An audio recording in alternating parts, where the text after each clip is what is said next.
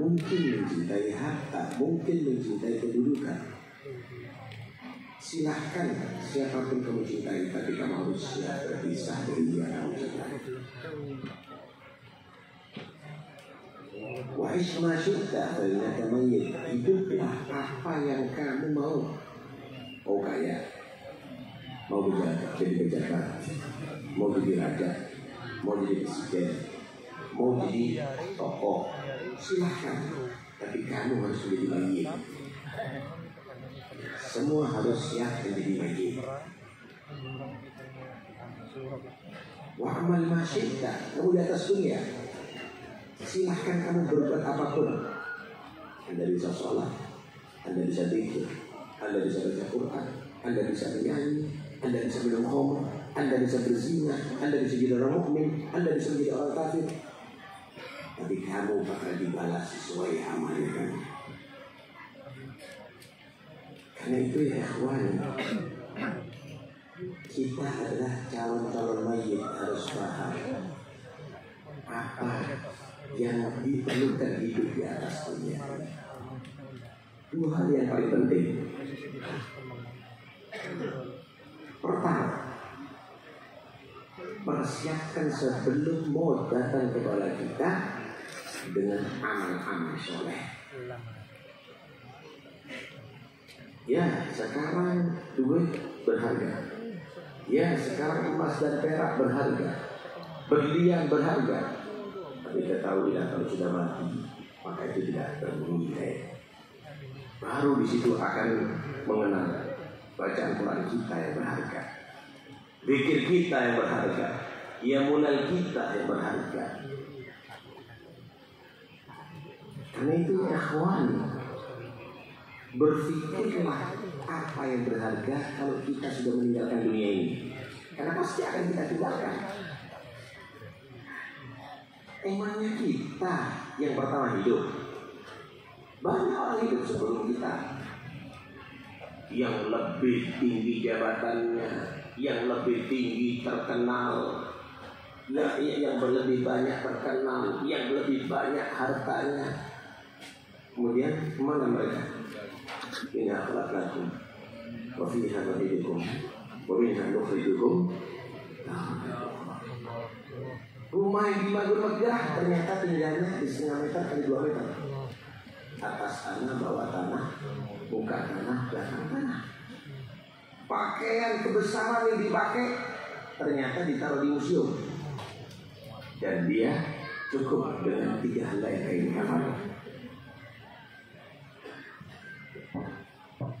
Mana pengikut yang ikut dalam kubur? Mana anak-anak yang dicintai ikut dalam kubur? Dia akan ditinggal sendirian. Dan disitulah kita akan bisa paham, ternyata yang bernilai itu ruh kita. Jasad kita akan kembali menjadi tanah, saudara. Ba'da tasyahhi wa akli thayyibati ghadan ya'kulhum dulu fi turbi wa fitnati. Ternyata setelah manusia makan makanan yang bergizi, makan makanan yang berprotein, jasadnya menjadi makanan cacing tanah yang hina, saudara. Ketampanan, kecantikan akan hilang di situ, menjadi pemandangan yang mengerikan, tengkorak yang berserakan ada dalam tubuhnya. Disitulah baru manusia itu mengetahui ruh yang berharga. Dan ruh inilah yang sampai di hari kiamat nanti akan menghadap kepada Allah, menjadi sebab manusia akan selamat jika ruhnya selamat. Illa man atallaha biqalbin. Di tubuh manusia ini ada 2 unsur. Ada ruh, ada nafsu. Ada ruh dan ada nafsu. Jasad manusia, badan manusia ini bergantung yang terkuat di antara duanya. Jika ruh kuat, jasad akan ikut ruh. Jika nafsu kuat, maka jasad akan ikut nafsu. Ruh akan menjadi kuat jika selalu dikonsumsi vitamin roh. Apa itu? Zikir, ibadah, taat kepada Allah Subhanahu wa Ta'ala. Nafsu akan menjadi kuat jika dikonsumsikan vitamin nafsu, yaitu syahwat, kesenangan dunia, sekalipun halal, apalagi perbuatan dosa. Ketika roh kuat, senang baca Quran, berjus-jus tidak rasa sudah, bahkan ikut. Kadang-kadang udah tua, tapi dia mulanya Masya Allah panjang. Sholat tarawih 20 rakaat, masih di sholat setelahnya sholat witir 11 rakaat. Roh kuat. Tapi kalau nafsu yang kuat, subhanallah, berat perbuatan, tapi main gafreng berjam-jam kuat sudah, main catur berjam-jam kuat sudah. Kenapa? Nafsu lebih kuat daripada roh. Kita sehatkan roh kita dengan kita kasih vitaminnya, baca Quran, zikir, ini istiqamah, qiyamul lail, walaupun itu tidak banyak, sholat berjamaah, maka roh akan kuat. Ketika roh sehat, inilah nanti akan menjadi sebab selamat. Illa man atallaha biqalbin salim. Nafsu lemahkan, jangan diikuti itu semuanya. Ketika nafsu sudah dilemahkan, lama-lama nafsu akan menjadi pendukung kita untuk berbuat taat kepada Allah, menjadi nafsu mutmainnah. Kalau sudah demikian, ya ayyatuhan nafsul mutmainnah, irji'i ila rabbiki radiyatan wadkhuli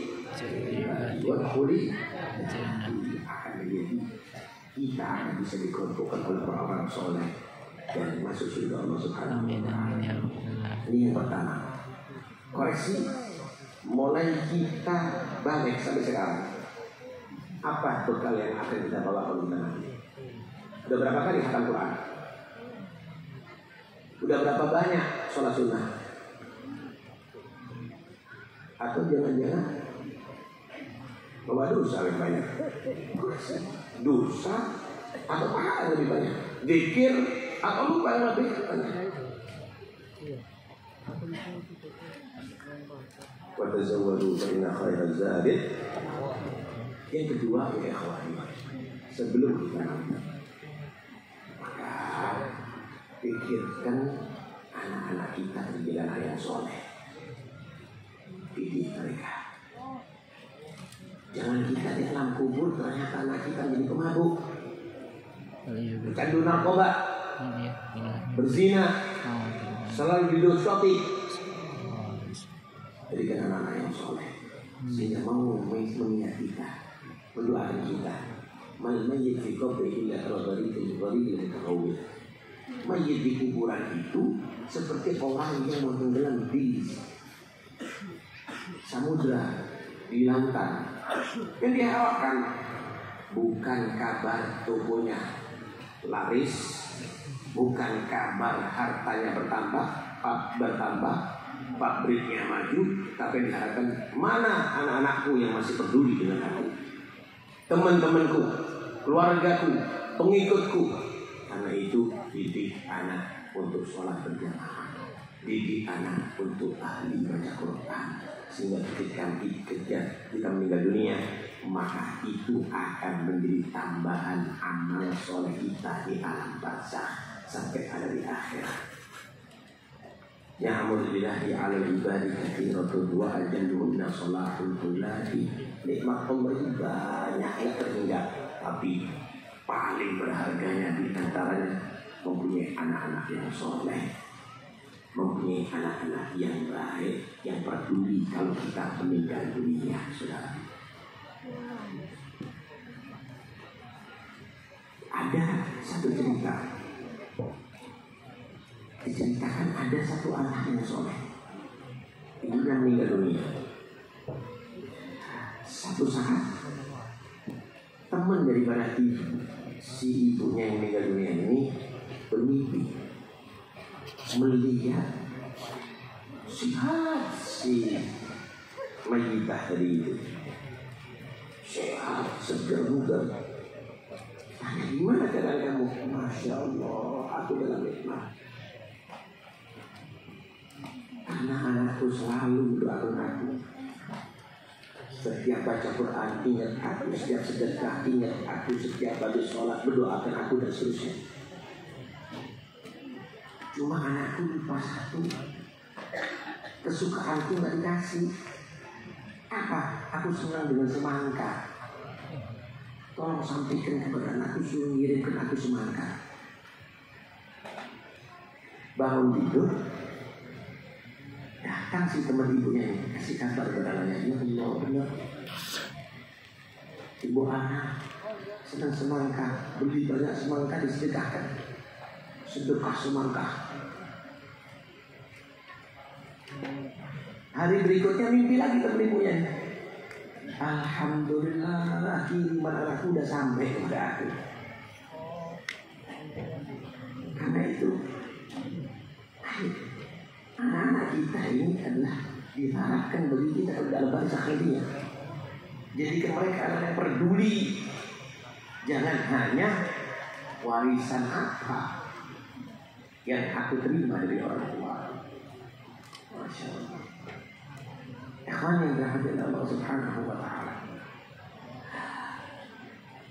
Al-Hajj Abdul Rahim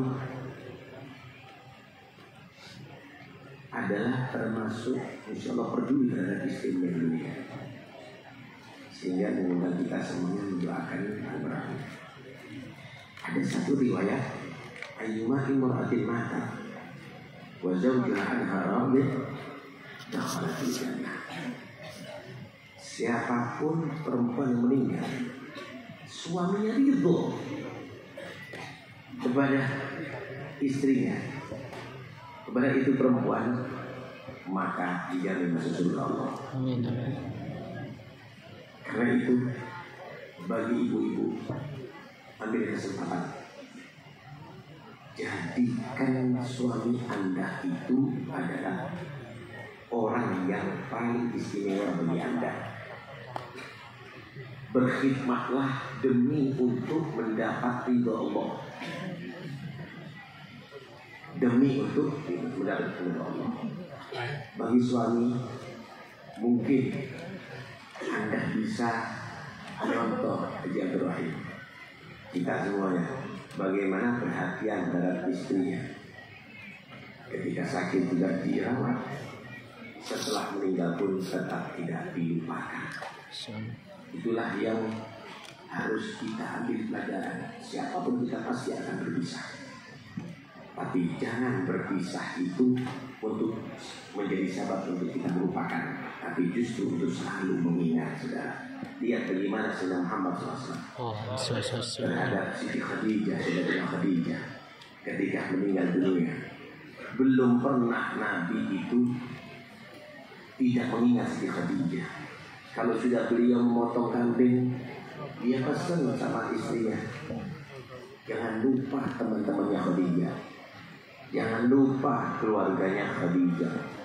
Sampai istri Nabi yang paling muda, Siti Aisyah, berkata, belum pernah aku cemburu dengan istri-istri Nabi kecuali kepada Siti Khadijah, padahal beliau telah meninggal dunia.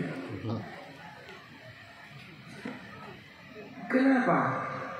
Karena setiap saatnya Nabi selalu mengingatnya. Suatu saat Siti Aisyah ingin merayu kepada Nabi Sallallahu Alaihi Wasallam, menyatakan, Khadijah terus, wahai Rasulullah, ini kan ada istri Anda yang muda. Kata Nabi, Khadijah adalah begini, Khadijah adalah begitu. Tambah pujian Nabi terhadap Siti Khadijah. Begitulah seorang suami jika menghargai istri, dan itu adalah satu hal yang sangat besar pahalanya. Khairukum linisaikum. Sebaik laki-laki itu bukan yang diakui sama orang, tapi diakui oleh keluarganya. Dia adalah laki-laki yang terbaik. Nabi Sallallahu Alaihi Wasallam disebutkan tidak ada baitahu aktsarun nasi tabassuma kalau Nabi itu masuk rumah selalu banyak senyum dalam istrinya. Tidak dia tadi itu menjadi jenderal, apalagi menjadi orang yang bengis sehingga ketakutan dengan rumah. Tidak, paling banyak senyum.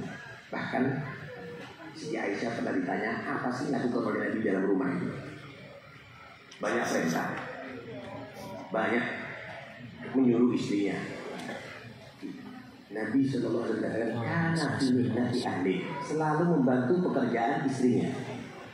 Kalau bahasa sekarang mungkin mencuci piring, mencuci pakaian, dan itu adalah merupakan pahala bagi seorang suami. Kita ini kadang-kadang terlalu berlebihan, minta istrinya model gitar Spanyol, tapi punya anak 5 disuruh ngomong semuanya tanpa ada pembantu, suruh ngepel, suruh ngangkat, suruh itu, ya jadi gambus Pak, dempal jadinya. Karena itu kita harus menjadi orang yang adil.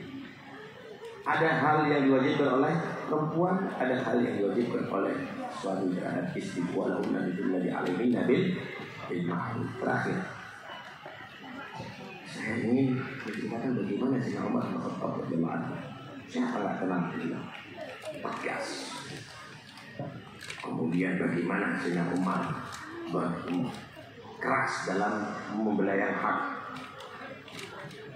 Satu saat ada satu orang datang ke rumah Sayyidina Umar, ingin bermusyawarah bagaimana mengatasi perempuan yang cewek. Apakah dilakukan mulutnya atau bagaimana gitu. Masuk ke rumah Sayyidina Umar masuk ke dalam, mungkin akan bikin jamuan. Ini nggak tahunya istrinya juga ngomel. Kata si tamu ini, salah alamat ini. Mau mengadu urusan istri, tapi ternyata istri beliau juga begitu. Hati-hati nih, perempuan ini bukan untuk meningkatkan percerewetannya ya. Bukan. Ini bagaimana menggambarkan satu sama lain harus mengenai. Keluar ini tamu ini, Sayyidina Umar keluar dari dalam, dia tamu di rumah. Pak masuk dengan terhormat, kok keluar tidak terhormat? Kenapa sih Anda? Saya ini datang ke sini mau musyawarah dengan Anda bagaimana mengatasi istri yang cewek. Istri Anda lebih cewek.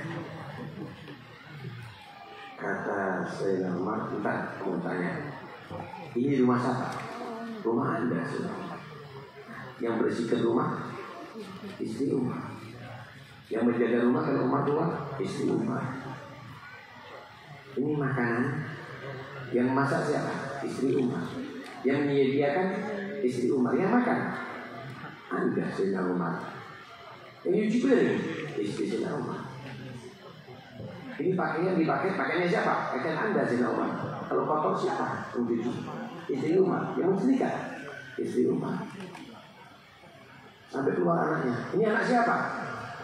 Anak Anda Sayyidina Umar. Yang hamil istri Umar. Yang melahirkan istri Umar. Yang menyusui istri Umar. Yang merawat istri Umar. Begitu banyak perjuangan istri Umar. Masa Umar gak sabar kalau istrinya cewek cuma 1 jam 2 jam bisa. Karena itu inilah rumah tangga yang saling menyadari satu sama lain, saudara.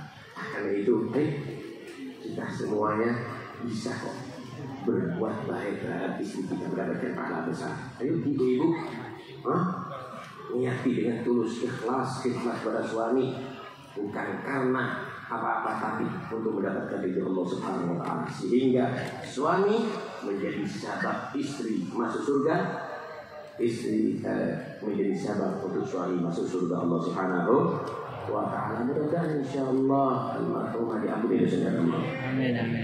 Kuburannya jadi kebunan surga. Amin. Dilibatkan bahagia pahalanya ya Allah. Diampuni semua dosanya ya Allah. Mudah-mudahan insyaallah menjadi rahim bagi umur. Sehat afiat zahir batin.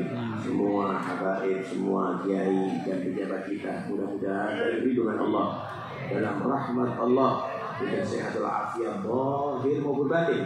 Jadikan hamba-hamba yang soleh dan dijaga dari segala bentuk maksiat dan segala dibukain Allah. Wassallallahu ala sayyidina Muhammad wa alihi wasallam. Alhamdulillahirabbil alamin. Assalamualaikum warahmatullahi wabarakatuh. Waalaikumsalam warahmatullahi wabarakatuh. Alhamdulillah. Jazakallah khair.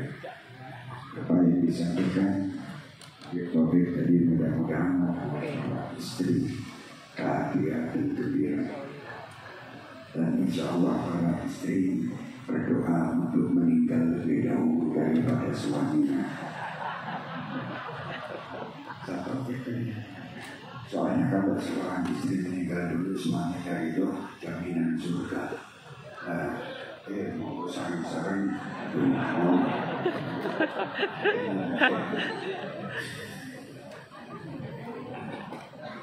golek. Tapi kalau orang semua, alhamdulillah, terima kasih jazakumullah khairan. Juga masya Allah luar biasa ceramah-ceramah tadi, dan insya Allah kita bisa mendapatkan manfaat dari ceramah tadi. Insya Allah tadi juga masalah cinta, tebarkan kasih sayang, tebarkan kecintaan sesama kita. Makhluk apapun kita cintai, bukan cuma manusia, binatang pun juga kita cintai, apalagi manusia. Tebarkan kecintaan kepada kita tadi intinya. Istri-istri yang meninggal lebih dahulu diridhoi suaminya, diridhoi suaminya masuk surga. Karena di sini ada istri saya. Dan istri saya mengatakan aku ingin meninggal dahulu sebelum suaminya. Dan saya sampaikan juga, saya tidak mungkin nikah lagi sebelum kau meninggal. Kita mau niru kata bahasa dia, istri Rasulullah. Setelah istri Rasulullah meninggal, Rasulullah kawin dengan 3 dan 4 berikutnya. Karena Khadijah tidak mungkin Rasulullah meninggalkan Siti Khadijah yang disampaikan tadi. Masya Allah. Alhamdulillah, itulah cerita dari 2 penceramah kita. Mudah-mudahan panjang umur mereka semuanya, para baik kita panjang umur, sehat walafiat, para kiai-kiai kita, ulama-ulama kita, dan kita yang duduk di atas ini bukan lebih baik daripada yang di bawah. Anda kalau melihat televisi, kebetulan orang yang di televisi yang di atas, contoh apa lebih baik daripada yang bawah? Tidak. Jadi yang di atas itu juga tidak baik, lebih baik daripada yang menonton. Jadi insya Allah menonton itu kadang lebih baik daripada yang ditonton.